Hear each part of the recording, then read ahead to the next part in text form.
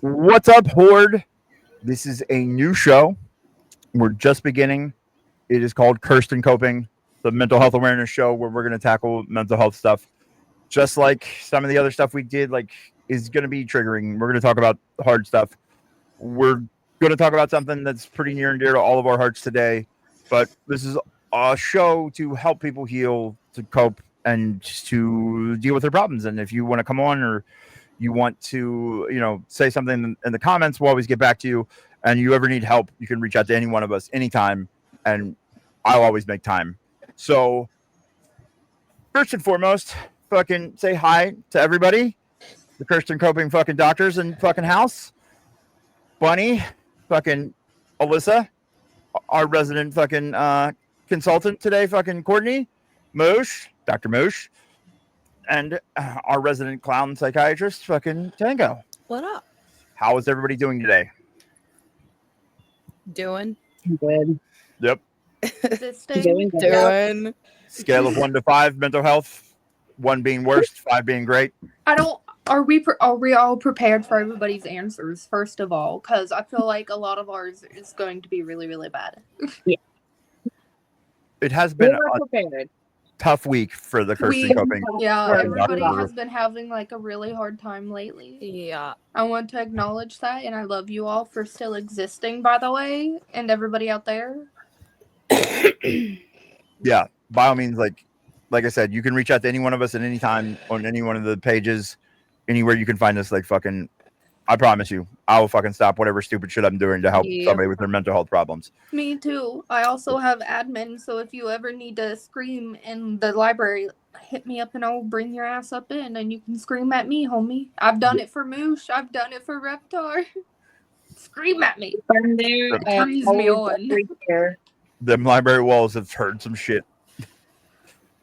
So, well, I don't know. Glad everybody's doing okay. I know it's been a rough week for all of us. Fucking, I would say I'm like a fucking 3. It's been tough sledding, chirping people up the mountain this week, but like, here we are out here doing God's work. Bunny?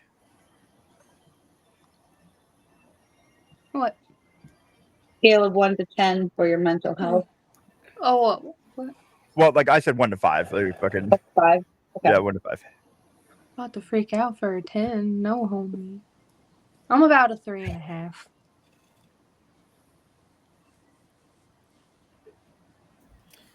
I'm a solid. I'm in the negatives, bud. Moosh. Okay, it has been a negative type week. I feel it. Like, Mm-hmm. Yeah, I'm at about a 0.5. About a 2.5. I'm All right. smack in the middle. all right, fucking, when your group average is like fucking 3. See, we have problems too, kids, but we are all here to help.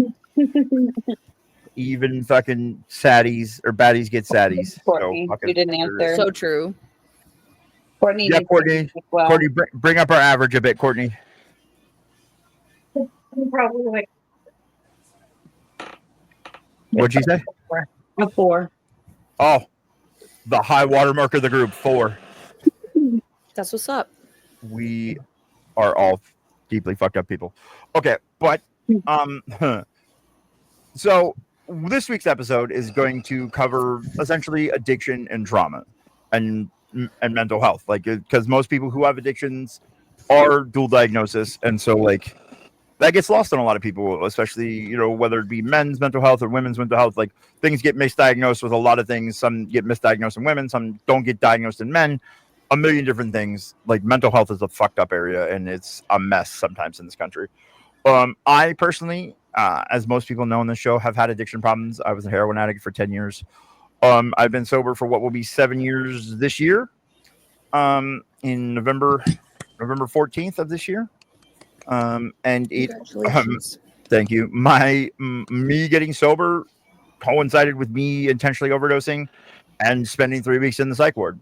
And ever since then, I never looked back. And I was in some really dark places after that, and could have used heroin, and seemingly did try to kill myself after that still, and like did not choose to go back to something I could have gotten for free, basically.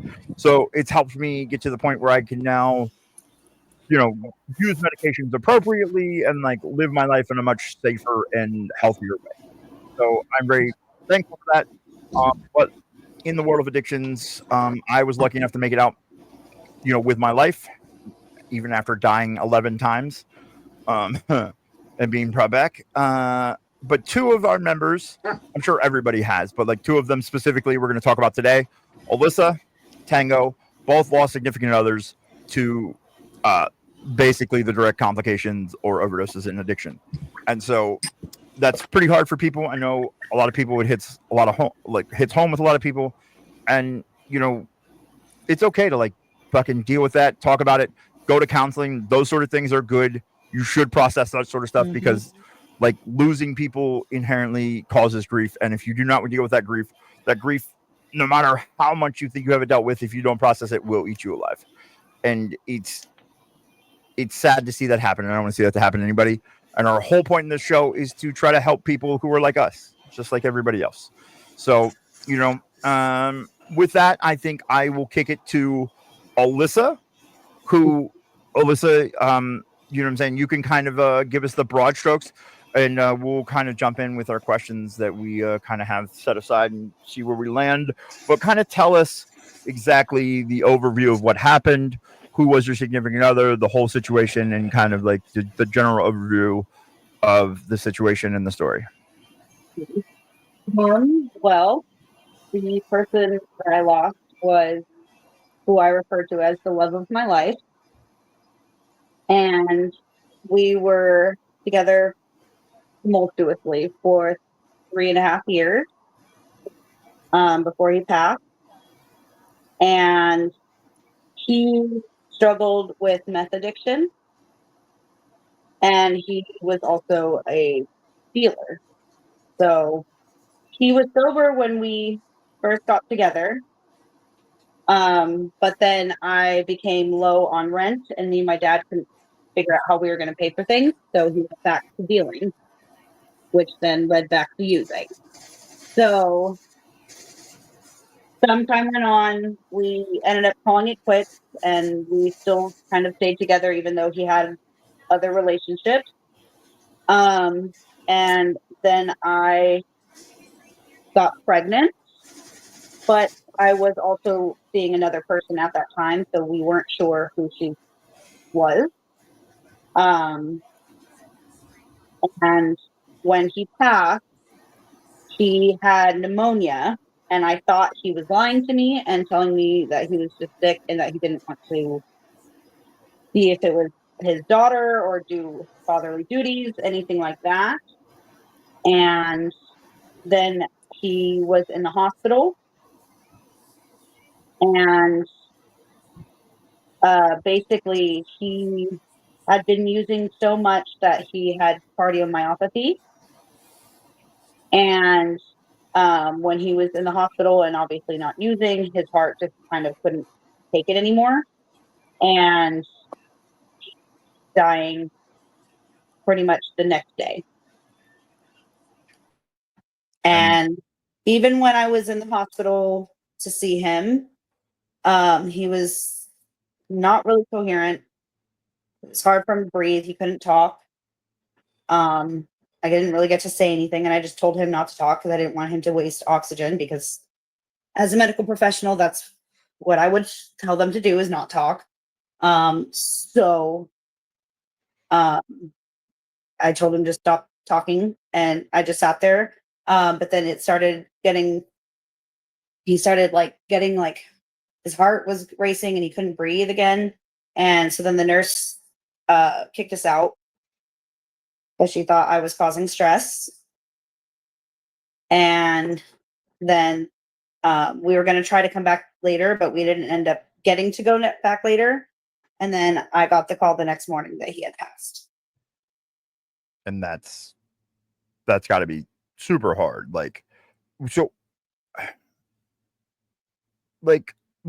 How many years ago was this? This was now 2 years ago, because my daughter will be 2, almost 2. He passed away September 12th. So actually, September 11th, huh? September 11th. We passed on September 11th. Double whammy on September 11th. Fuck. Passed on September 11th. So it'll be 2 years this year because he passed 3 weeks after my daughter was born. Okay. So And have you identified, like, maybe you can identify one, like, what is one positive way you've learned how to cope with that? Because it's still pretty fresh. 2 years is not a long time in the fact of losing somebody that you call your true love. But, like, is there something you can also identify as something that is a negative coping thing that you also leaned on or may still lean on? one of the good things I would say is that like his Facebook is so active. So I message him if I'm feeling like I want to talk to him. Like even if it's not a response, like I'm okay with just sending him the message. And sometimes even when I'm just talking or in my daily life, I can like hear what he would say to me in that moment, and I use that. But I feel like the hardest part was coping, I guess, dealing with it is um, like it was really hard in the beginning to start, like, I had stopped smoking when I was pregnant. I had stopped smoking during breastfeeding, and then pretty much after that, I immediately picked up a pack of cigarettes, and I've been still smoking since. So I feel like that's probably the worst of the coping. But that was immediately what I went and did. Immediately went and picked up a pack of cigarettes. Right. Well, and that's a lot of people use, those sort of vices that are like not necessarily life threatening directly or like immediately, Yeah, but also, you know what I'm saying, they kind of fall back on that. What is another? Sorry. Literally, what is something you've learned about grief since losing your loved one? Like how have you dealing with grief will help you understand yourself, and it'll help you essentially understand other people better, or understand the process, understand your emotions better. And I think that's a thing a lot of people struggle with. It's a thing that I struggle with, not being able to manage my emotions properly. So like, how do you? For me, I have been around death a lot. My grandfather died when I was 5, when I was like coherent about it. My aunt passed away with cancer in the room next to me. When I was living with my grandmother, I was in, I want to say, 5th grade. And then my mom passed away coming up on 6 years. Or no, it's been 6 years now. Yeah, 6 years. So 6 years since my mom passed. So I've dealt with a lot of death. And I think the thing I always keep to me is that their spirits are still around me, and I can still feel them, that they're still around. I'll have them in a next life, that I'll meet them again, that we're always fated to be around each other, that it's going to happen again. And that's how I've always kind of seen it. Okay, so I mean that's something, that's also another good thing you've learned on, kind of your faith that you have, right? Yeah. So I guess, and it's not normal. I guess it's not the average thing, and it's not necessarily even the same to some of the paganism that I tend to fall to. It's just, I do believe in reincarnation. I don't think the soul dies when we die. Right. And there's a lot of belief in that in a lot of things, even in actual science. So, did you ever struggle with addiction yourself? I struggled with alcohol, and I did struggle with pills in high school. Okay, like pain pills. Well, I broke my hip when I was 17. Yeah. And I was prescribed all sorts of different types of medications. I was given Vicodin at first, but then that one wasn't working for me. So then they gave me Percocet. And then my mother had muscular dystrophy. So she had all sorts of pills around the house all the time. Right. I would just tell my mom, "Oh, I have cramps," and I had endometriosis, so she knew I had really bad cramps, so she would just give me like say, "Okay, go grab a pill," and I'll just go grab them. Right. Oh, for yourself, like just over. Yeah. Yeah, and then once I broke my hip and stuff, I had access to it a lot more, and then I had friends who had access to it, but mostly it was a lot of alcohol. It was bad. Me and one of my best friends, we would pretty much every day go to a grocery store, jack a bottle, and chug it. Just me and her, an entire handle, whatever we could get. Wow. Well, okay. That is I mean, that could be considered excessive, but like not here to judge anybody, obviously. Yeah. Like so did you ever get any recovery counseling or anything like that? No, I never really did anything for it. I just stopped liking it, if that makes sense. I don't know. I guess I was lucky enough that it lost its appeal, and I was tired of waking up sick, and I was tired of being sick all the time, and I would Listen, rather just be California sober. I get it because like people told me that same thing that would happen with heroin, and I was like, bro, I don't know if you know how heroin works, but I don't think that's how it works. But if you really want to get better, like it will happen, and it happened to me, and that's why I chose to go get mental health help, and like you know what I'm saying, like it's what fucking helped me a lot. So, oh, no, you're good. What? So if you didn't necessarily get any, what factor did mental health play in yours or Travis's? Or sorry, did we say his name already? My bad. No, you can say his name. It's okay. Okay, cool. In his addiction, or you know what I'm saying, like, did he have sober time? Did he have recovery time? Like, you know what I'm saying? What did that journey look like for him? Like, he got sober in prison.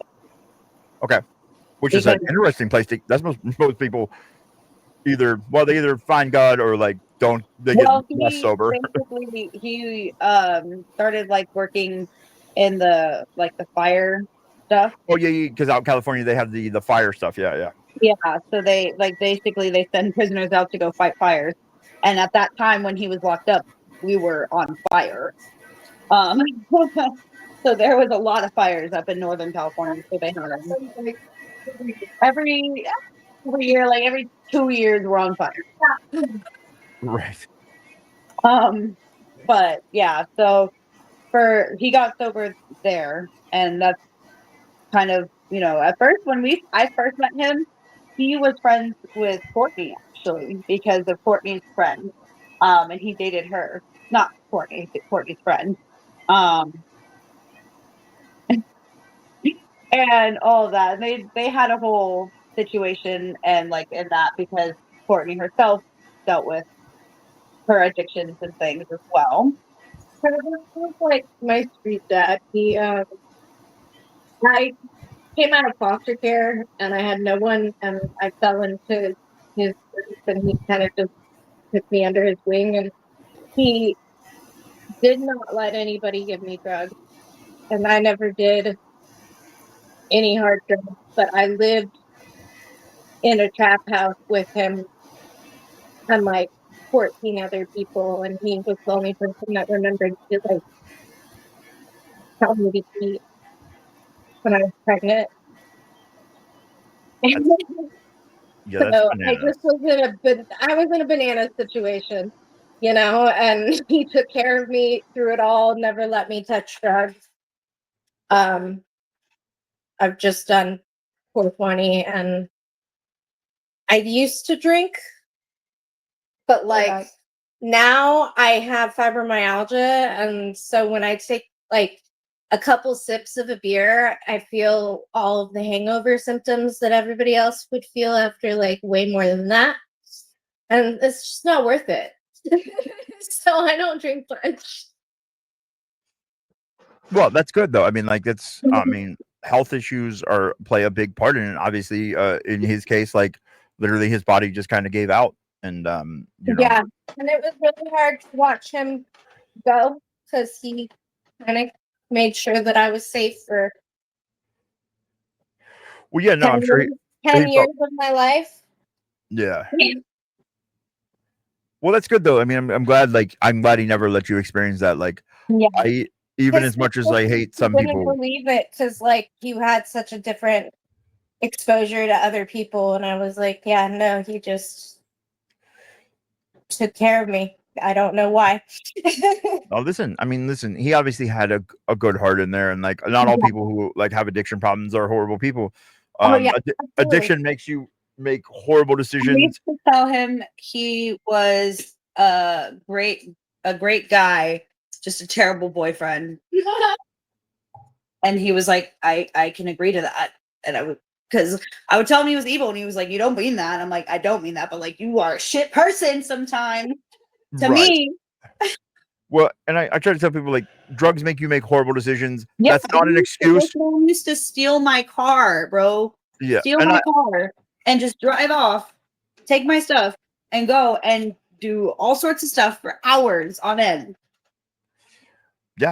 I get it. Like, it's literally, it's not an excuse, but it is a reason, and like you have to take that into account sometimes with the person, because like good people do crazy things on drugs, like, and like even when you can control yourself, like your thinking becomes so changed that it literally becomes a mental health disease almost in its own. Like I subscribe to the fact of there's a few ways of thinking with mental health and addiction, but like the way that I think addiction falls is that it is a disease of choice, that it literally rewires your brain, and like those, it becomes a disease of just working you to the squirrel brain to making one choice, the drugs. You know what I'm saying? And things like heroin and harder narcotics are more apt to do that quicker and have a harder hold on you, and certain people are more apt to fall into those fucking categories, you know, whether, you know, it's environmental or genetic, or there's a lot of schools of thought. But like, I mean, at the end of the day, like it's a lot to deal with. You know what I'm saying? As a person who's an ex-addict, like I know it took a toll, and I made actual choices that affected a lot of people's lives, and I've had to take, you know, I've had to take accountability for those things later on in my life. And it's weird because I don't identify with that person anymore in the thought processes. So like looking back now, it's like watching a movie, somebody else's life that I'm now paying the consequences for. You know what I'm saying? I get that because I was a horrible person when I was drinking. I was awful. Yeah. And I was I a was terrible person. the worst person, the And I worst drank version of myself. because I would drink because I was sad, and then I would either become even more sad or just become angry at everyone around me. It leads to a lot of other problems. Like literally, it's the reason that I have part of my mental health issues today. Like I have BPD because I turned my emotions off for 10 years, and then once they came back and I got sober, I could not manage them. And so like it has taken me another 5.5 years or so to get a grip on trying to manage them in a reasonable way, and I'm still not very good at them because I didn't get any fucking mental health help until I was 35. So like that's late in the game to be getting your first mental health help and then expected to be good at it like fucking anytime soon. And I have to I have to remind myself of that. Like I fucking am still kind of new to the game and I suck at it, and it sucks. But so listen, what is like one thing that you have learned? What's a common misconception about addiction that you want to debunk to listeners? Because like I know there's some people that may listen to the show that have not been through that or may not have had somebody close. Like it does not touch all people, but it touches a lot of people. Addiction has been around me my whole life. Like both my parents were addicted to drugs when I was very young. They were both meth addicts. And I think my mom even messed around with heroin sometimes too. My sister dealt with drugs as well, with meth, really bad. And so it's kind of always been around me, but I think the biggest thing is that like they're not their past. So if somebody has hit recovery, don't use their past against them. because that's not them anymore. If they are recovered, do not bring that up because that is not them anymore. Because that's a big thing I see. A lot of people want to use and attack people who have had used drugs and done everything, and it's like, oh well, you did this. And it's like, yeah, but that's not me anymore. And it's people just can't see past that. And that's the one thing that I would say is like, if they're recovered, allow them to be recovered. I agree. That stigma I get could follow you some, but like I took issue with an organization that I won't name here to disparage anybody, but they tend to use the word addict a lot for everybody, no matter how long you've been sober. And I took offense to it because I'm like, listen, what am I addicted to? I'm not actually addicted to anything. And if I continue to not be addicted to anything, then why are you calling me a stigmatized term? Yeah. Like literally. And I created a recovery group based around music and stuff called Forever We Are Not, based on that principle of like, I'm not forever what you say I am or what my past is or what I get lumped into, because it's hard for people to think that people, especially addicts, can change. But like I try to give people the benefit of the doubt on the change thing because I'm one of the people that has changed and is changing. And like, I feel like even today, I'm the best version of myself, given what I know about myself mentally. And you know what I'm saying? Like the place I'm in, business, everything. Like I feel better about myself than I ever have, and that's that sort of thing of learning how instead of instant gratification, you learn like being nice to people and shit. That shit's hard. Like, I don't care what anybody says. Being a good person is fucking inherently hard. Like, it's a lot of work. I feel like it depends on your person. Because for me, being nice is my general reset button. Like, I'm going to be nice. I can't help but be nice. If you make me mad and make me mean, that's a different thing. No, I agree. But it's like, I guess it also depends on how it's part of like the whole thing of mental health too, because that's a whole side of like my mental health side is that I'm a people pleaser. So it is ingrained into me to be nice. Right. Okay. So what, I guess like one kind of last question here, or like whatever, if anybody else has any other questions, one last question, at least for me, like, what do you, given the fact that there's an age gap just here, let alone between us and our parents and whatnot, like, some people have parents that are as old as my grandparents, or like my grandparent, my grandparents look down on my addiction in a certain way, or my father, like, even though he's always been supportive, like he also did not understand the fact that I just did not have the willpower, and because he's never been through that. And, he felt like, you're a strong person, I'm a strong person, if I could do it, you could do it, like that sort of thing. And like, as much as like you want, like, thank you for that vote of confidence, but like, that's not what I need to hear right now. What do you think the gap and the difference between generations of people and the view on addictions? Because like addictions were kind of stigmatized really heavy. Like, I mean, like there was a heroin addiction in the 1920s, and then it was kind of swept under the rug with fucking the war on drugs and marijuana and all that stuff. And it's been 100-year long. That's how I would call it for that generation. That older generation just sweeps it under the rug.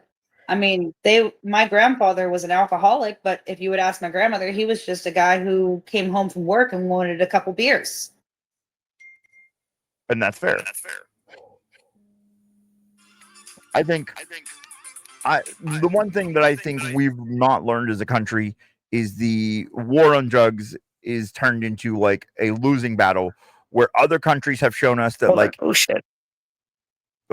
if you essentially go with actual education and prevention and not forced things, like, what I'm saying, people get in trouble for drugs and then they're forced into something they don't want to do, and you have recidivism rates after recidivism rates, what I'm saying, and relapse after relapse. Like, I don't believe that relapse is part of recovery. Like, I think you can recover without it, with proper education and proper prevention. And like, the number one thing I point to is countries like Portugal and Norway, who decriminalized all drugs, and in doing so also provided actual recovery and actual education. And when they did that, they also put forth like helping them get state-sponsored jobs. And like, yes, you could choose to continue to be on heroin, But after 4 years, 85% of the people that were in that program quit on their own accord and said, "My life is much better. I don't need it anymore." Because they were given a job, they were given actual education, they were given actual coping skills, and wasn't forced upon them. It was given to them, and like places like the Netherlands and stuff or whatever have the lowest heroin addiction in the world, and literally it's been legal forever. And because you take the stigma away when you do that, I think it's one of those things that like is inherently a different view on things than who is this? It's Joya. Joya. Hi, Joya. How are you doing? I'm doing good. How are you guys? Good. Just having mental health talk. Oh, good. We all need that. I need that. You're friends with Alyssa. Can you weigh in on Alyssa's past with mental health, or with Travis, with addictions, things like that, like, or your own point of view on these things? I think, I mean, every single one of us on this planet has struggled with mental health in some capacity. And it's rough. Yeah. And it changes your chemistry and the way your brain works. And I haven't really found anything that has really fixed it. Oh, I don't know. I drink to cope with what I do, what I'm going through. Wow. I don't know. No, listen. I mean, at least the way a positive way I look at it is at least you know that that's kind of what you're doing, and that's better than saying like you just don't think you have a problem at all. Like, I think it's even if it's a baby step, it's a step in the right direction somewhat. For sure. And I like give myself like I'll only drink on weekends. Like I don't drink during the week. I try to like exercise because I know that has been like scientifically proven to help your mental health. And I try to get sunlight. And if I'm really sad, like I try to go to the beach and stuff, you know. I just have to keep moving. I cannot stay stagnant for too long. I really feel like is what it is. Well, and then I'm a big proponent of the fact that like before I found mental health and like once I got sober, my life has become a carefully selected and curated series of things I really love to do that I'm passionate about. Whether it's I do art or on music or vocals, you know what I'm saying, or like, you know, the podcast, like all these things are things that help keep me like not just sitting around, not spiraling, you know, like, give me like, even if it is even not the greatest purpose per se, it is something that I feel passionate about. So I feel like there is purpose there. And if like, granted, not everybody's lucky enough to like have figured it out somehow. Like I got lucky, caught the kind of a niche and like have a little bit of artistic talent. So I'm very thankful. Yeah. But like I tell people like find stuff that you like to do, like fucking hobbies and shit like that. Or passions are really important. Like, yeah. You know, so I mean, I'm just lucky. Like I know like other people do go through it like worse than me, like mentally. So I'm kind of grateful that it's not too bad. Like it's manageable. Or I found ways to manage it, I guess. I think just like anything else, you have to find what works for you best. Mm-hmm. You know, just like my mental health, like with not being able to manage my emotions properly, like I manage them externally. So like everybody here is heard and the podcast is heard. Like I literally will talk about my feelings, whether they're really good or they're really bad or whatever. I will talk about them. And if people will talk about them with me, it helps me a lot because even if they're happy emotions and I keep them in, I somehow will just start to slide off the face of the earth. And like, I don't want to do that. So like, that's the way I learned how to try to get over them and get past them and manage them appropriately. Yeah. Yeah. I mean, those are all really good tips. Mental health I'm glad we're finally, I guess, in the space now socially where we can speak on it, you know, instead of silently battling it. Because for a long time, you know. No, it was stigmatized. And like I told them just a few minutes ago, I literally did not get my first mental health help until I was 35. I just thought I was eccentric. And then when I was in the hospital, they were like, "Oh, you are eccentric, but you're fucked up too. So like, let us help you." And I was like, "All right, bet." And like now people are getting help at, in their teens, and you know what I'm saying? Like, like I was put in therapy at 10. that's what I'm saying. Like, imagine not getting any help like that until you were in your 30s. I didn't get help until I do have to was pee. I'll be right 18, and I put myself on a 5150 hold because I was really terrified. I was Right. going to do something. I had a plan and everything, and then I got scared to do it, and I called my ex, and I said, "Can you pick me up, please? Because if not, I'm going to do something I regret." And he immediately took me and dropped me off at the hospital. Well, that's good though. That's a positive step that you were able to do that. Like, I didn't even think. I literally just thought like I was fucking an eccentric weirdo and didn't have any fucking problems. And like I took psychology classes and shit or whatever. Like it just did not want to be the guy that was like, nah, man, listen, BPD people kind of suck. I don't like any of them. Well, yeah, because you also have BPD and like you are hard to deal with inherently. Yep. If anybody's ever dealt with me, especially when I'm having a bad day, I'm a terrorist. So like, it's hard to admit. That was me all morning. I had like such a bad BPD day, so I get it. And yeah, like managing those sort of things and dealing with them and like admitting those sort of things. Imagine not getting help until you're double the age of getting, like, you know what I'm saying? Like, well into your 30s when shit is like, I thought I had the whole world figured out. And they're like, nope, sir, you don't. I was like, fuck. Yep. Super wrong. And, learning mental health in your 40s is really hard. I'm inherently not good at it. So, okay. Any other questions for Alyssa before we move on to Tango? Sorry, what? No, I just asked if there's any other questions or anything you wanted to add, Alyssa. Well, thank you, Alyssa. That was amazing. Yeah, unless anyone else has any questions.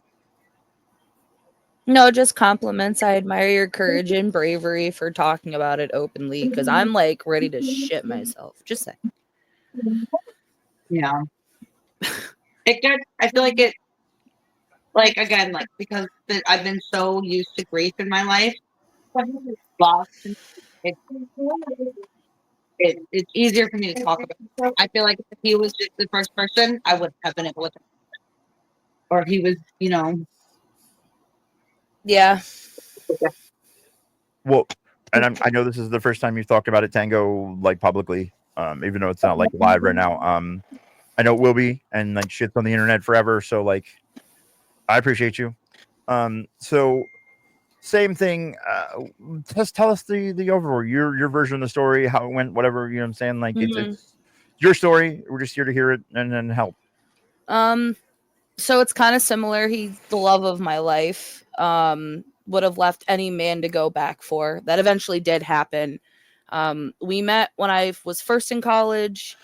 We kind of hit it off, and then we went ghost for a long time after 6 months. And he messaged me out of the blue and was like, "Hey, this chick and I broke up. I was dating some guy at the time, texted him, was like, come over, we're going to talk."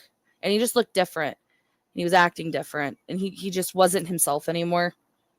But I thought maybe it was because we had like 4 years apart. People change. I never really had exposure to substance use. He started with coke and then eventually went to crack. Stealing money, late night drives, being in the bathroom for hours and hours. And it really did fuck his brain up, like really bad. I would more so get upset rather than understand. And I don't think the understanding came until we sent him to rehab in like December, a couple years back. Right. So is that the first time you got some kind of education yourself on it? Yeah. His mom, the day before he left rehab, had called me and was like, "You need to come over." And we came to the house and I saw him, and he had like broken sheetrock from the wall by the head of the bed all over him. You could just tell he kind of maybe knew it was going to be his last hurrah before we sent him to get help. He was supposed to go that day, and he was absolutely terrified. He and I were like conjoined at the hip. We would have picked up and ran away with just the clothes on our back. Wild. Wild. I can only imagine. Like, I'm sure that was a lot. Like, and you know, not being an addict and having an addict like attached to your hip, inherently, like, I don't know it firsthand, but I have been the addict attached to somebody's hip. It's fucking, I've seen the toll it's taken on people, and I inherently like know how scary it is to like want to leave that person, and like the things addicts will do to try to like fucking, Yeah. you know, manipulate the situation until they fucking don't have to go or can get out of shit. And like, Yeah. I had put my job promotion on the line. I had finally gotten full time at a job I was at for a very long time. And because he constantly needed someone, I would call out and just be like, I'm good. I have priorities. Family means everything. He did go to a center. He had his relapses. Actually, he was a big believer in relapse as a part of recovery. That's why I made the face. And I used to get so mad at him when he would say it, because to me it sounded like an excuse, because I don't have a full grasp on why that is something that's taught to them in facilities when that's not really a statement for success. right. Yeah, that's what I was saying earlier about the promotion, or like not Yeah. the education over prevention type of like Mhm. actual education and prevention over forcing somebody and like putting them in there and like then just giving them like kind of the worst possible fucking run of things. No, just thinking that they're just gonna relapse. Also, Yeah, you're supposed to take your meds right now. Yeah, talking about meds. And not for nothing, the facility he went to was horrible. His very first day, there was somebody who was trying to jump out the window of the second unit, and the second unit upstairs was detox. Oh, And well, yeah, fucking you should never, if you can, avoid putting detox centers anywhere that higher high, than like yeah, 5 foot off the ground. I agree. As far as we know, the guy was okay. They don't really do thorough checks on who calls. He was able to get his guy's number before leaving.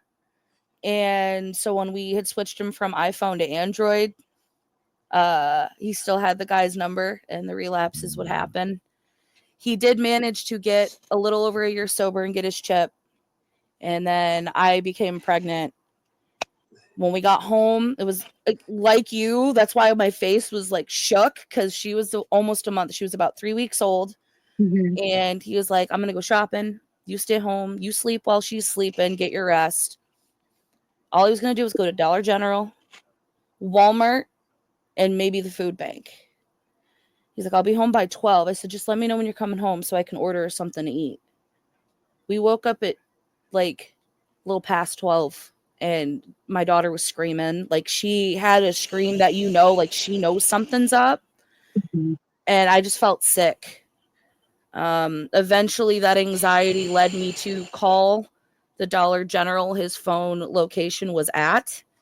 And the guy who answered the phone told me that it didn't look good, and all I could say was bag or stretcher, and they said bag. And they weren't confirming it, but they were assuming because of the town he was in and the location and the other things found in his car, it was an OD. Man, yeah, that's rough. Yeah. Yeah, that's. I have no idea why. I think that was the hardest thing, was trying to teach myself to stop saying why, because I'm not going to get those answers. Yeah. Yeah, and it's one of the things I know a lot of people blame themselves. Like I didn't have a friend that OD'd, but I had a friend that I found dead that had hung herself.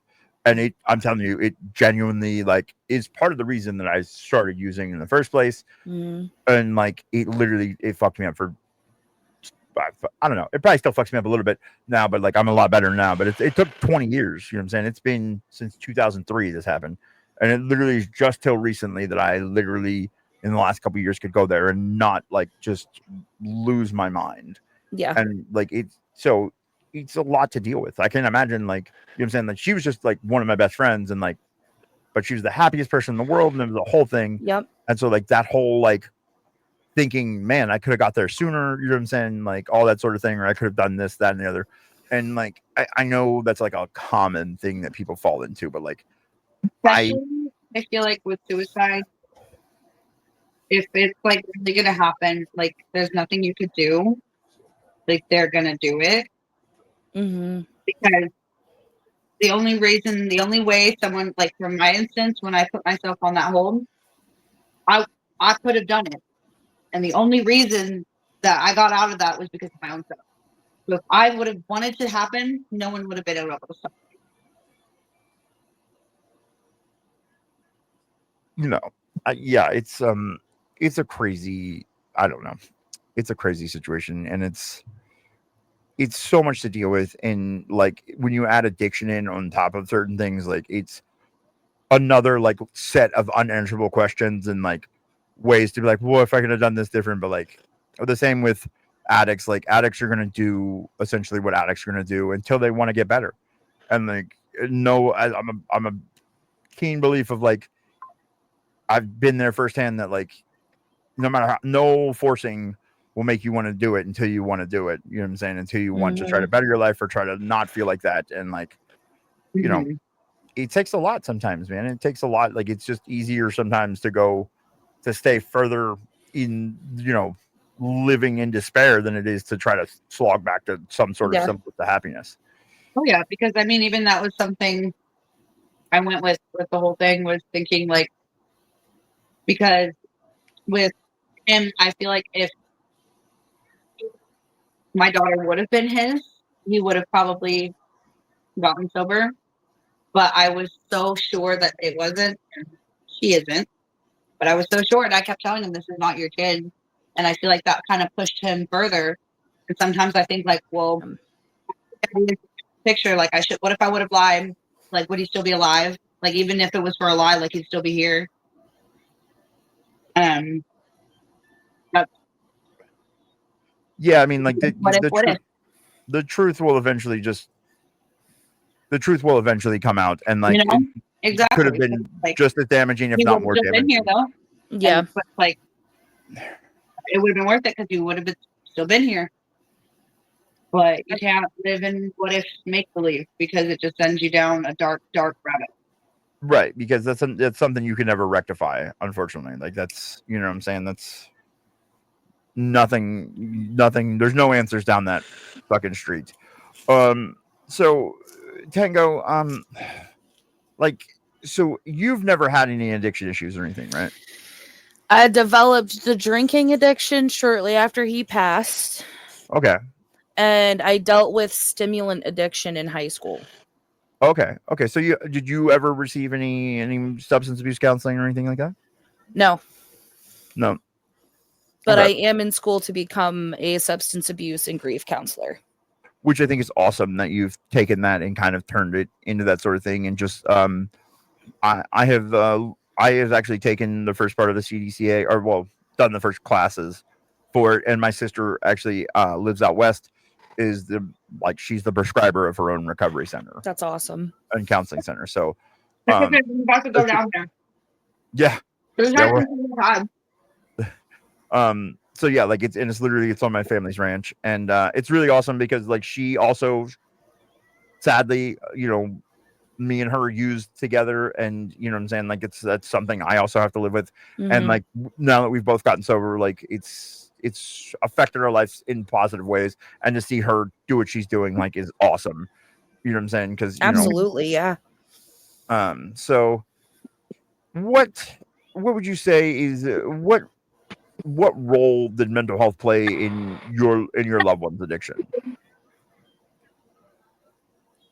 It crippled him. That constant dopamine high that he would get from using when he was sober, he was there, but he wasn't there. He was like a shell. So it just like it crippled him really bad. Yeah. And he wasn't getting any mental health help or anything. Not before the recovery. After he had like telehealth visits with other people in the group that were from the same rehab, and then they would graduate and do an outpatient. So we did try some of it, but he wasn't consistent. We even did AA meetings. Like we would go with him and just be there for support. Okay, that's good, and that's like those sort of things, like Al-Anon and those sort of things, like kind of help people and help for families. Yep. What same thing I asked Alyssa before, like what is one good coping mechanism that you kind of gained after all of this, and what is kind of one negative one that like you've kind of like still sticks around, or like you're dealing with, or just know is there, kind of like, because like that shit's hard to change and it's hard to deal with. Yeah. The negative coping mechanism is I'm a hermit. I'm too afraid to work or anything. I'd rather just be home. I'm a hermit. I'm good here. So much for the fact that like Bunny will yell at me like, "Hey, I just looked on this and you haven't left the house in like 19 days. You need to go out." Shout out, night. Yes, me too. Like I'll avoid it as long as I can. To be fair, it's tough to get you in here sometimes. So Yeah, I am a putting up with mystery. people.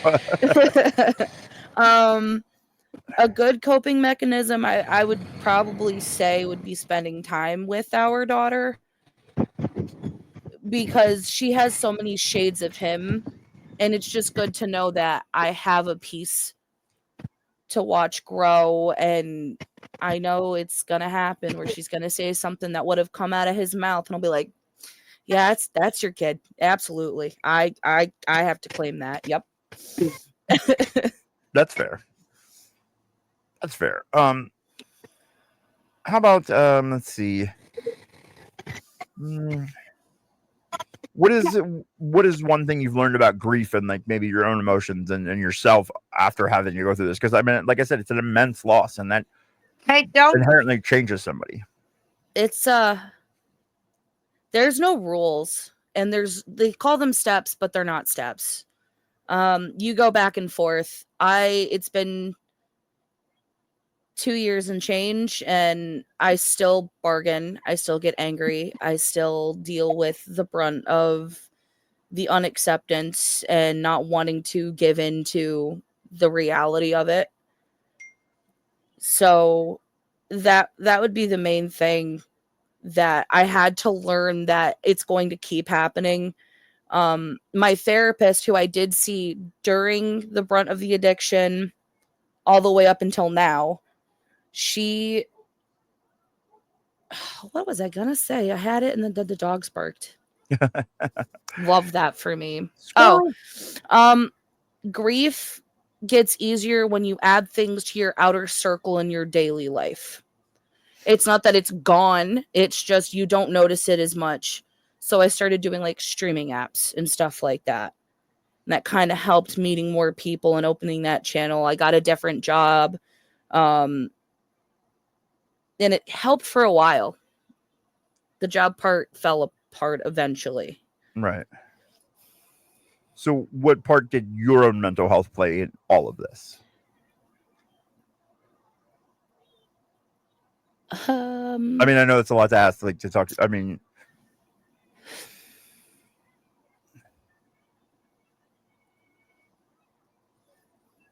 there's a lot.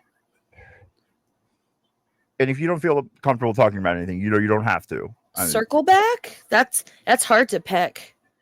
Okay. That's fair. I mean, like, what? There was a question I was going to ask you and Alyssa both, since like you guys kind of stuff is kind of similar. Like, how do you think the recovery community can better support individuals and their families? Like, you know what I'm saying? Like, that's being two people who've directly experienced very hard, very tough losses, like most do, in the addiction communities. Like, it can always be better. And I think mental health and recovery is two ways that like the healthcare system can get better. Like, I think the mental health industry is where you need people to care. Like, it's all doctors should care, but like mental health people need to really care. And a lot of mental health professionals, just that in my experience, it does not feel like they care as much as like you would want them to, just as a base limit. It's a paycheck. As a base amount. Right. Yeah. If we could work on policy changes to help get rid of the stigma and have most, if not all, recovery centers do the dual diagnosis off the jump, that would definitely be the better option to improve things. I mean, there should be even systems that you don't have to pay for that should be in place, charities that, you know, could do better with the way they do their fundings and things, because there's still other stigmatisms around it that no one really talks about, other than, oh, well, they think they're just mentally deranged or they're crazy or something because they're on meds. Like, no, you don't know that. You don't know if they're on pills, or you don't know if they're on those other substances. Well, in my experience, like I did 10 years worth of like substance abuse counseling, and they never once recommended me as a dual diagnosis. And I dealt with a lot of counselors. A couple of them just were really crazy. good. And like it was literally me having to like go to the psych ward the last time after I overdosed on heroin, and like choosing myself to go, yeah, I'll take help. And thank God I did. But like I mentioned before, like places like Portugal and Norway that like have implemented like actual education and things like that and prevention, all that stuff where they've decriminalized stuff and all the stuff to fight drugs, they put back into actual recovery stuff where people were actually getting recovery. They're getting classes for free. They're getting counseling for free. They're getting basic needs that were not getting met before because of how everything is being spent to attack it and to criminalize it. Now by decriminalizing it, you take away a stigma. You take away like the allure of like, oh, it's something dangerous. Because I mean, it is something dangerous, but you take that kind of allure away, and then you give people actual education and prevention when they're like, most people don't know like inherently like normal things that you should know about using dangerous drugs. Another side that I definitely want to talk about is, so my own experience was awful with mental health therapy and stuff. When I went into the hospital, it was awful. So at first I thought it was going to be great. Like the evaluator who came out and talked to me basically said, you know, hearing a little bit of your story, I would be confused if you weren't depressed. You know, and he was like, I think that you need a break from your house, and I think you need a break from your family. So I'm going to put you on this hold because I think you just need a break. But as soon as I got to the mental hospital where they had me, where they had a bed open, the only question they asked me was if I used drugs or if I smoked weed. And because at the time I had smoked weed, he said, that's why you're depressed, because you're a drug addict. Out of pocket. Yeah. Very out of pocket. And then when I tried to defend especially in a myself, place like California of all places. and then when I tried to defend myself, he said, that's how I know you're an addict, because you're defending the drug. And then proceeded to ask me, well, if you think you need medication for your mental health, what kind of medication should you be on? Well, like, so you just called me a drug addict, and now you're asking what kind of medication I want you to put me on. Right, like I just tried to defend I don't need the medication, but if so, let me be the doctor as well. Like, knock it off, sir. So, for me, it was very awful, and I think that's a stigma that, obviously addiction doesn't just come out of fucking nowhere. Obviously, there are previous issues to be talked about.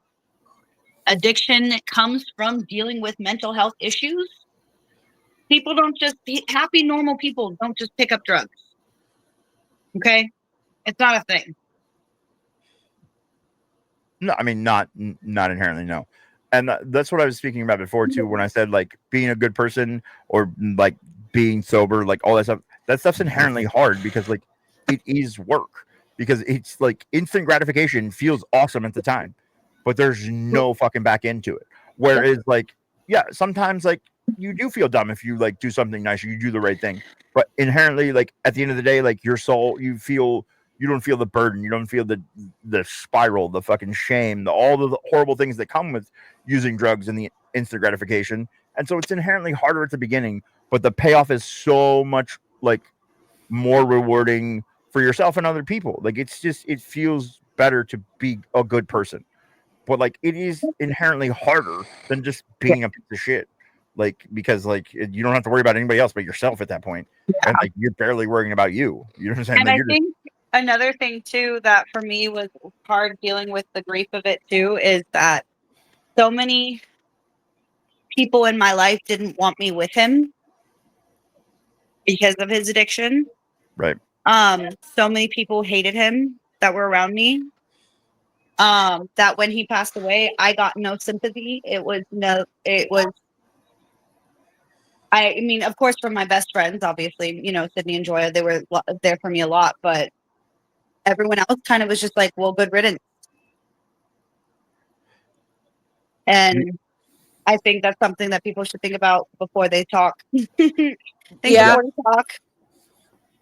Tango, how did that affect you, like with your family and friends and stuff, or whatever? Like, because inherently, like, I know being the addict in somebody's life that like genuinely cared about me, like those things ripple out further than anybody can really fathom until you really sit down and look at it sober and go, oh my fucking God, like I'm affecting hundreds of people's lives with stupid decisions. We have the opposite effect when he passed. There were people that I was friends with that spotted it and tried to warn me, and I didn't listen. And they eventually just cut me off. And those exact people showed up at the service and apologized and was like in shock. This was before we had the autopsy confirming the OD. And they didn't think that he would be sober ever, like at all, any length of time. Within the family, he seemed to be like the glue as the time is passing. It's really taking a toll on his parents. I'm sure they didn't want me to call them that day and let them know what was going on, and that wasn't something you'd ever want to hear. Yeah.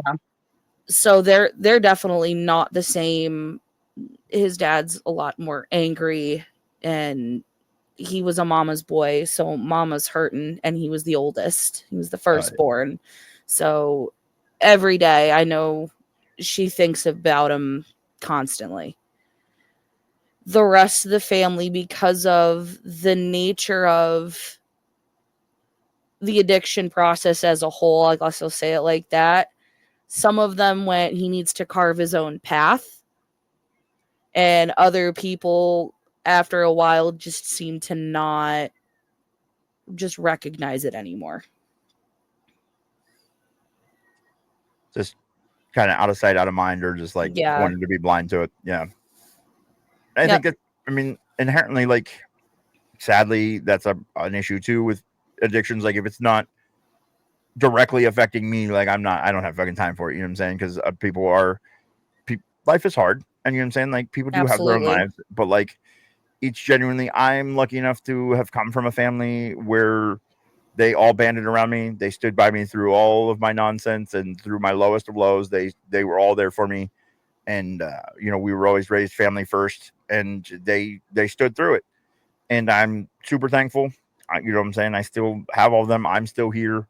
It's a beautiful thing. It is. I'm beyond thankful for them and what they have given me just as a family. So, but I know the feeling too of like having to look and be like, oh my God, like, am I going to disappoint my daughter again? Am I going to disappoint my mom again? Am I going to, you know what I'm saying? Like that look of like, I don't know if I can look and see disappointment in their eyes anymore. And then like, that's the moment where you're around the corner where you're like, fuck, I don't know if I can, I don't know if I have another one of those in me. And like, realize that the problem lies essentially with you, but not knowing what to do at that point in time is like, it's fucking inherently hard. Like, it's just, Absolutely. Getting mental health help, like, it literally has taken me the last year of switching to a new mental health provider and like finding someplace that like literally I had to call I don't know how many different specialists and shit to finally find some place that was like, I think we found you a place that will see you weekly for your mental health counseling. I'm like, it's like, that's insane. Like, because everybody's booked up or nobody's got a prescriber and a counselor at the same place. And it's just like, dude, like, especially since I broke my ankle, I'm like, dude, I can't go that many places. Like, but I do need mental health help. I do need my medication. I do need these things. And it's inherently important to me staying sober and sane and like making good decisions and like managing my life that I've worked really hard to this point, like, especially in the last couple of years to get to this point. In like, I can't imagine, like, I lucked out and I have my mental health provider and my primary healthcare physician are two of the best doctors I've ever been with.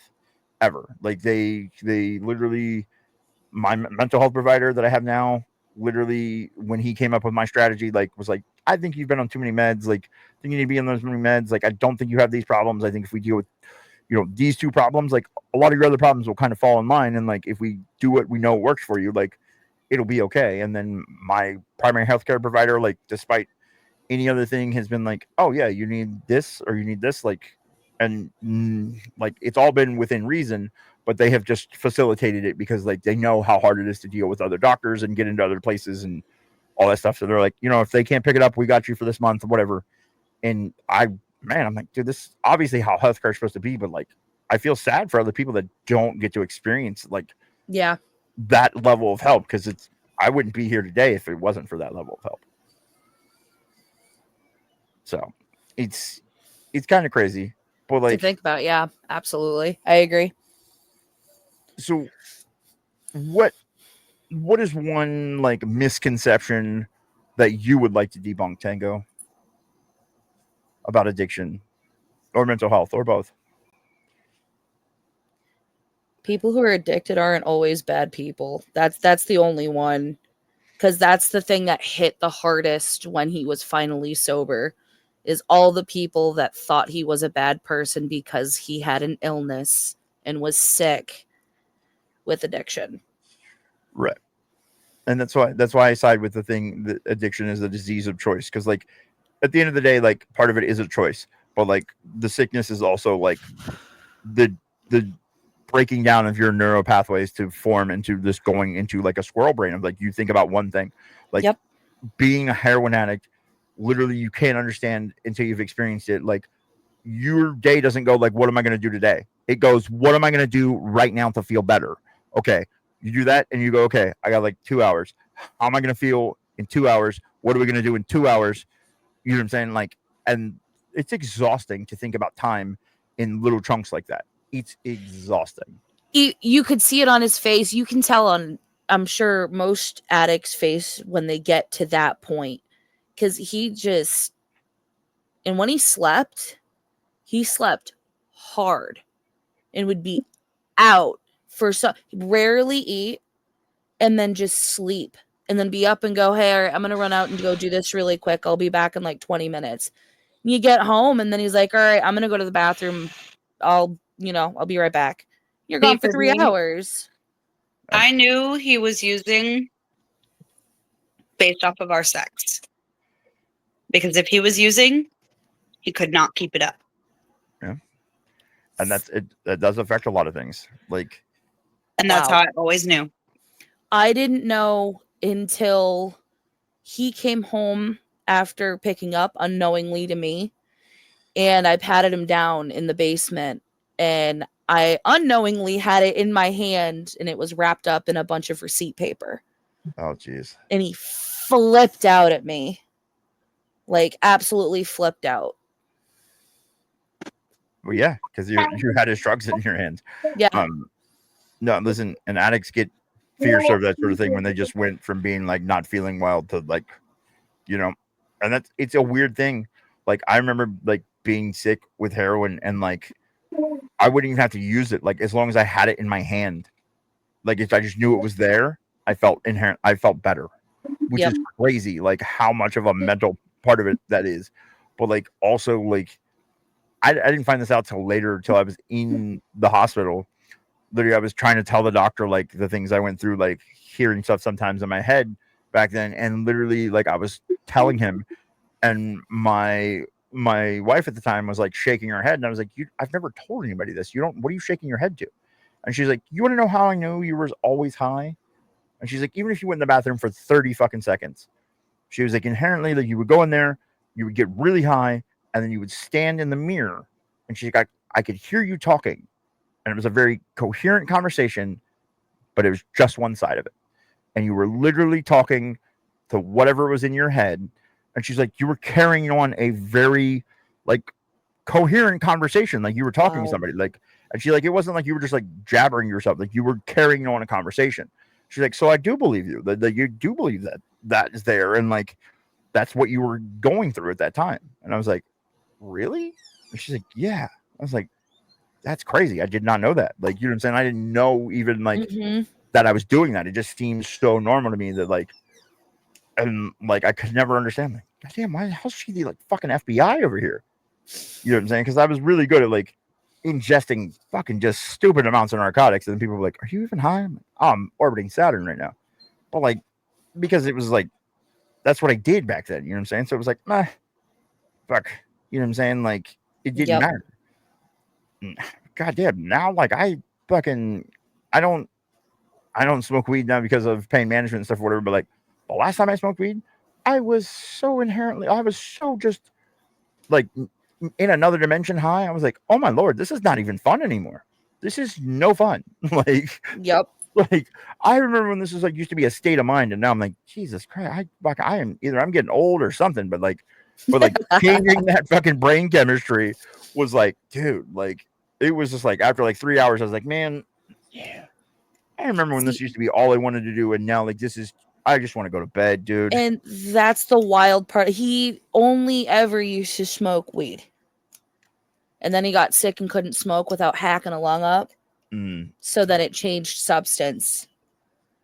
But even after he got clean, at first I was like, you're not smoking anything. I don't care. Cigarette, fine. Vape, fine. But you're not even THC, bro. Like, not right. gonna happen. And then I caved. And somehow I still always had that fear. Like, I know it's not a gateway, but that's not gonna be enough. And it takes a lot to like I've just reached the point where I could be in pain management now and like take pain medicine responsibly and like you know like not have any issues and not That's awesome. worry about it like and not think about it like I don't even think about it like I get up, take my pain meds, it helps my ankle, it helps my back, helps my knees, and I move on my day and like it just helps me through the day and like I do the other stuff I'm supposed to do and like but it's taken me 7 years to get to that point. Mm-hmm. And like it's like 7 years of a lot of work where it was like, oh god, dude, like 10 years ago, like you'd never, you know what I'm saying? Like I had no moderation. And so like, yeah, like doing anything, like I was never big into drinking, so it never made me do anything like stupid. But like, yeah, no, anything else, like I'm smoking weed or whatever, like, yeah, we're going, like, you know what I'm saying? It's the whole thing. And so now to get to that point, it was a big stepping stone because like my doctor talked to me about it that time, like, you know, I know about your past, yada yada yada. And I was like, that's fine. Like, I don't have trouble, you know, I don't have trouble jumping through any hoops you need me to or whatever. And he's like, well, I mean, you've proven for this long, like a documented history of like being sober and like, you know, all that stuff. So like, I don't have a problem doing it, but like, you know, I just want you to know like the issues. And like, now that I feel like, I feel really accomplished that I was able to get to that point in my life where like, As you should. I didn't think I would ever learn moderation in some way. Mm-hmm. You know what I'm saying? Like, because That's huge. Anybody who's ever talked to me for 10 minutes knows I sometimes am a bit of an extreme person where I just can't shut the fuck up or anything and say crazy shit. But like I've learned other ways of my life to kind of temper myself into reasonability. And that's part of it is like, wow, I guess I can be somewhat of a normal human being in that way. I can just normal. Yeah, I mean, you know what I'm saying? I use that term loosely, but you know what I mean? Mm-hmm. That sort of thing. So like it's a good feeling though. That's a solid victory where like I go, you know what? And that's another point of me taking issue where I'm like, I hate it when people call themselves addicts after like 20 years. Like, what are you addicted to? You're not addicted to anything. Yep. Like you can say recovering, you can say recovered addict, whatever you want to say. But like to me, that seems like you're really just keeping a stigma on yourself that you don't need to. I tell everybody, I've told somebody on the show that I used to be on before, he used to always say like, oh, Jesus cured my addiction. And I would go, I cured my addiction. I get it. If Jesus is a tool of yours, that's cool. But you should take more credit. And like people would always give me shit. I'm like, nah, listen, man, it was a lot of work. It's been a long, long time coming. And I've worked harder than I've ever worked at anything else to get over that. Mm-hmm. I'm going to take credit for that. Like it feels good to know that I did that I can do that. Yep. I said, so like you should give yourself more credit. If religion is a tool, whatever it is, music, whatever it is a tool. But inherently, like you had to do the work to get past that. You had to make the end choice. Nobody magically came down and cured you of anything. You did it.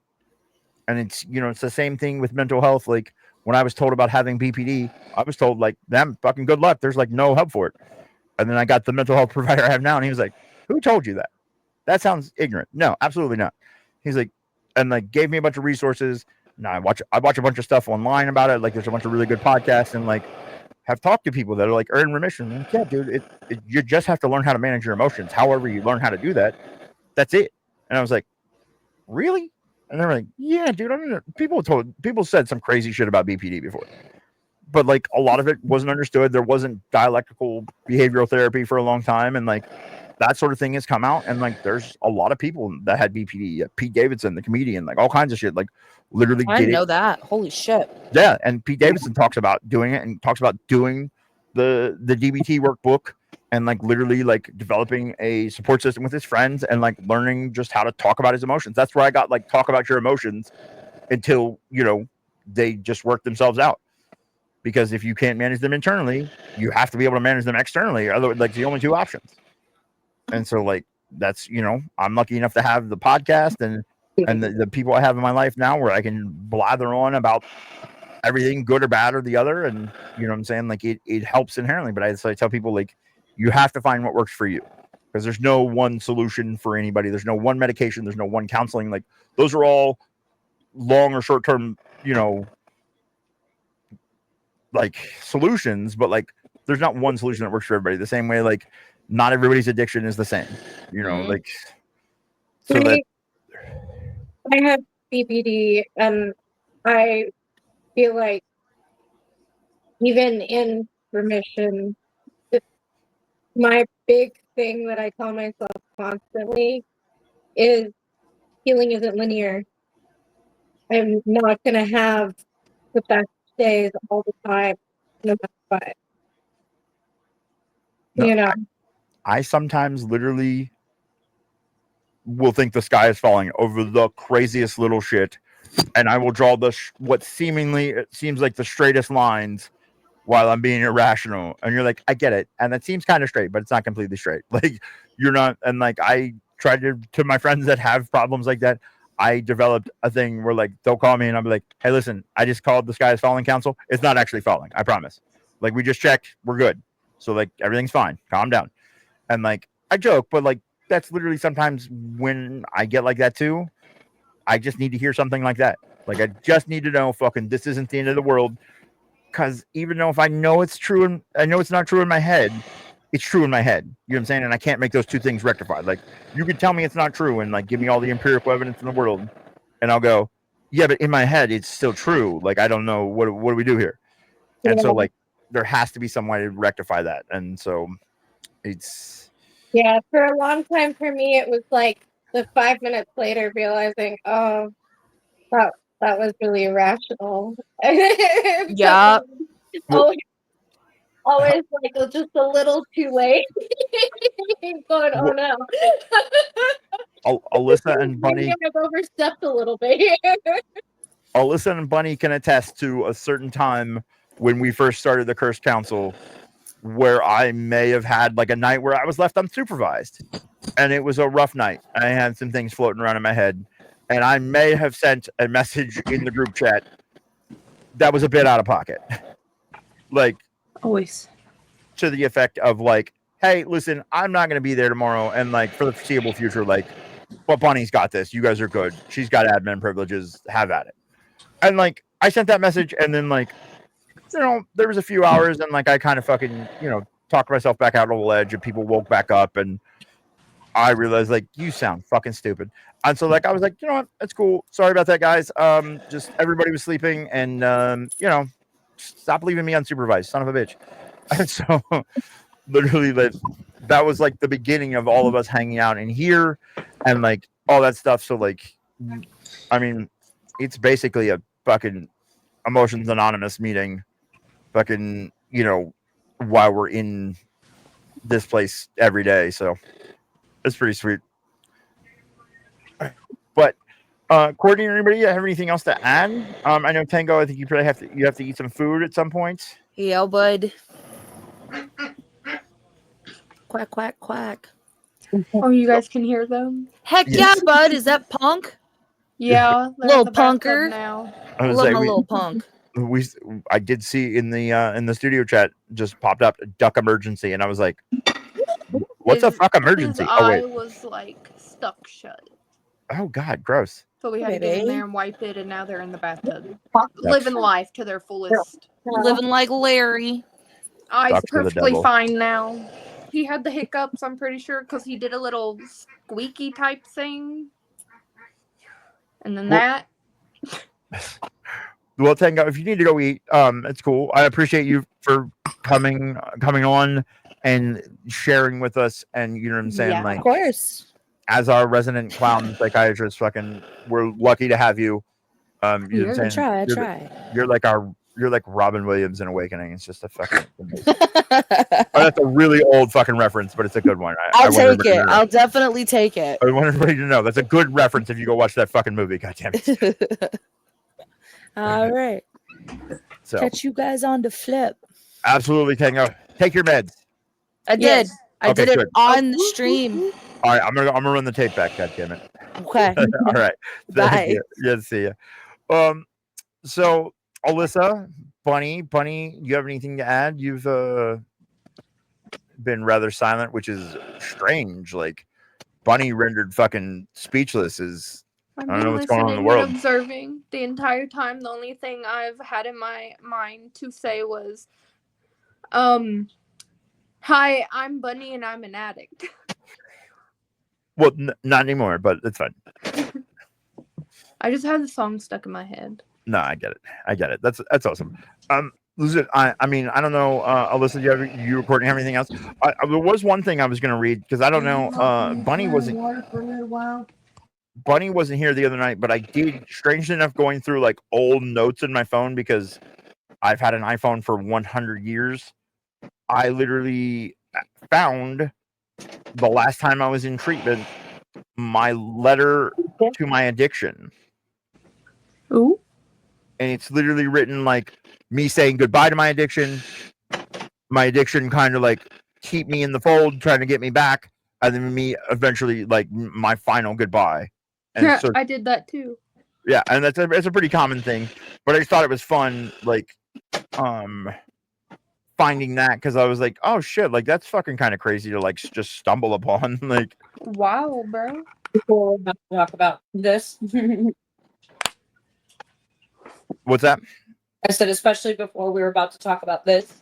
Yeah, like this is when we were trying to figure out what to do for the show, and then like, you know what I'm saying, I was like, well, fucking, you know, if anything, like this will tie everything together eventually. And now I can't, of course I'm not gonna be able to find it.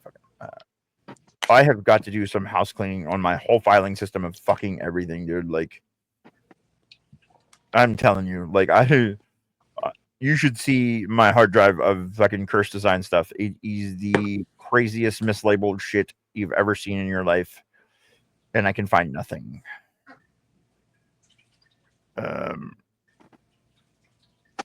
Wow, this is riveting stuff. Okay, here it is. Okay, so here it is. To whom it may concern, it was the best of times and it was the worst of times. I lived life as a ghost. My soul was empty, yet so full of pain. The human condition personified. I let it enfold me. It engulfed me, and I was no longer me. The idea of me was nothing but a dream, replaced by an empty vessel upon an empty sea. A ship afloat with no captain and rescue that felt like it would never come. An anchor is my life raft. I sunk further and further. I finally realized I could not drown my demons because they knew how to swim. The fear of death faded and removed all doubt. Destruction was life, and I was slowly becoming no more. Then somehow, in a sea of tears, in a desert of desperation, I awakened, broke free of my bonds, and finally saw this isn't you and I. It was just the death of getting. It was just the death of getting high. I'm a solid writer when I want to be. So here's the second part. It says, my dearest friend, this is my addiction's answer to my original fuck you, I'm out. My dearest friend, the pain you sought was not me. I was the relief in a rainless day. You wound me, dear brother. We were in this together. The straying from the path was the adventure we both craved. Our future used darkness to light the way.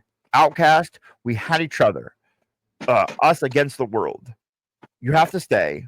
We're the echoes of savages from long ago. Our time was grand, and we had our kingdom. We sat on the throne together, and that empty feeling was the relief of letting go. No burden, no what happened before, just glorious bliss. So nothing hurt like it did. Please say once more. And this is the final part and the final goodbye. To the end. What would a man do to have a kingdom? Would he watch his whole world burn to be king of the ashes? Those were the days, but now is my life. That ship has sailed, and with me free, you're alone on that ghastly vessel. To the ends of the earth you may sail, but I stay ashore, clear of the darkness that you have tried to provide as light. Pain does not hurt, and time makes things fade. For you. But thus to a new day, free of the anchor of what was a dying time. So just know the captain goes down with the ship, but the thinker lives to fight another day. So to the depths, go rushing in. My life is mine. You are nothing to me. Fucking dope. Thank you. Also, I just need you to record yourself reading bedtime stories. I have a bunch of recordings of me, of fucking excerpts from my book, actually. I sent them to Tango the other day. Full on bedtime stories. Well, I can just record the first story in the book. Yeah. Sydney's the only one that sat there. You came in through it the other day and fucking. Yeah. I looked up and she was gone. I was like, "How are you gonna bail in the middle of the story?" I didn't even know when you left, actually. No, I was there until the last chapter, chapter 17. No, chapter 21 is the last chapter. Yeah, you were not there because fucking only Sydney was there with mouth agape, like, what the fuck just happened? And I was like, I know, right? And then afterwards, I said, "What do you think happened?" And she said, "I'm gonna need a couple days to sit with that." And I was like, "Okay, all right." So I'm dead. It is much better with me reading it and giving commentary, though, isn't it? Well, is there anything anybody wants to add to this wonderful mental health fucking party? Our first foray into cursed and coping. Don't be afraid to fucking advocate for your mental health, hoes. Yeah, always speak up. Always call friends. People are always here. Yes. If you can't, like, reach out to some of us hoes and we will gladly scream at the doctors. Like, let us scream at the doctor for you. Give yourself some grace and be nice to yourself. It's hard enough out there without you being hard on yourself, too. Right. Life is hard, man. It is. And regardless of anything, like, fucking... We are all here. Mm-hmm. If anyone needs to talk. Remember, villages exist, and let us be your village. We are all very reachable. I'm actually going to put in the description of this, we have a Discord server. Everybody is fucking welcome. Come on over. I'm always fucking everywhere. So, like, just Santa Claus me. I'm somewhere. I'm either in the library or fucking on Bloody TikTok, Mary this hoe. Go in the mirror. Or on Instagram. Or all three at the same time. Or everywhere. I've been pulling some serious counselor duties the last couple of weeks, and but I appreciate all of you. I'm lucky enough to have some wonderful podcast people, all the people in the Curse Countdown, all of you guys, the Curse Council. It's been pretty fucking wonderful. Sydney couldn't be here; she had a prior engagement. So outside of that, and Moosh, R.I.P. Yeah, Moosh had some other stuff going on. So like, we almost had the full fucking crew here. One day. Yep. So we'll manage it. If there's anything anybody wants to hear about in the comments, wants to hear more about what has a subject they want to come on the show, by all means, my email address is on the YouTube channel, and ways to reach us, or I'll put all the links in there. And by all means, comment. I check it every day. Let us know if there's anything else you want to hear about, anything like that. I don't know how often we're going to do these shows. Maybe once a week, maybe not. But also every 2 weeks. Something like that. Depends on therapy session. Depends on how I need weekly therapy. So like I don't know how fucked up you guys are. I'm that level of fucked up. But either way, literally, we're gonna try to do it as much as possible. And if we have to pre-record it like this one, I'm going to set it for a live premiere, and we'll try to be in the chat to answer questions while people are listening to the show or whatever. So, anything else, ladies? I'm a potato. Wonderful news. Wonderful news. Wonderful news. There was much rejoicing. Much rejoicing. I am eating potato. Listen, My brethren. I'm about to show this design to the world because I'm really proud of this one. Yes. That Look design at goes fucking hard. That started out as a 2-dimensional drawing. There's so much texture there. Like, I'm out here just doing God's work with texture. And I didn't even do it with the texture tool on fucking Photoshop. I went about it the hard way.